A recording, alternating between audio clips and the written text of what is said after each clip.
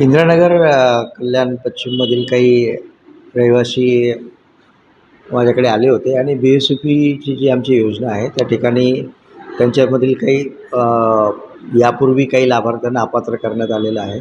त्याच्या संदर्भात त्यांची मागणी होती की आम्हाला चुकीच्या पद्धतीने अपात्र केलेलं आहे. तर आमच्या मागणी लक्षात घेऊन आम्हाला महापालिकेने घरं उपलब्ध करून द्यावीत अशी त्यांची मागणी आहे.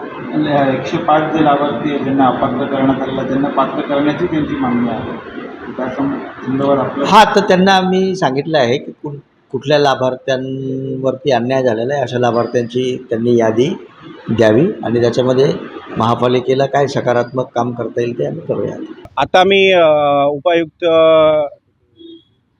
मिश्रा साहेबांना भेटून आलो आणि आमचं जे उपोषण चालू आहे इंदिरानगर BSUP कल्याणमध्ये जे आमचं उपोषण चालू आहे त्यांचे आमचे उपोषणकर्ता रवी कांबळे आणि कृष्णा मल्ला हे दोघं जण बसलेले आहेत. मागच्या 2 दिवसापासून ते उपोषणासाठी बसलेले आहेत आणि आमच्या इंदिरानगर विकास संघामार्फत आम्ही आयुक्तांची आता भेट घेतली. सकारात्मक आमची चर्चा झाली. आयुक्त महोदयांनी आम्हाला एक आश्वासन दिलं आहे की आता जे BSUPमध्ये जी घरं वाटप केले गेलेली आहेत आणि त्यानंतर जी 105 लोक अपात्र आहेत ज्यांची आम्ही त्यांच्याकडे मागणी केलेली आहे या लोकांना त्वरित लवकरात लवकर पात्र करण्यात येतील आणि त्यांना दुसऱ्या कुठल्याही योजनेच्या अंतर्गत बसवण्यात यावं यासाठी आम्ही त्यांच्याशी सकारात्मक चर्चा केलेली आहे.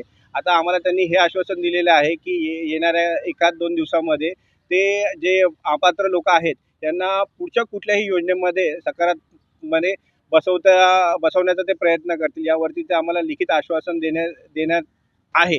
असं या संदर्भामध्ये चर्चा त्यांची होणार आहे आणि या चर्चेवरती आम्ही आत्तापर्यंत थांबलेलो आहे.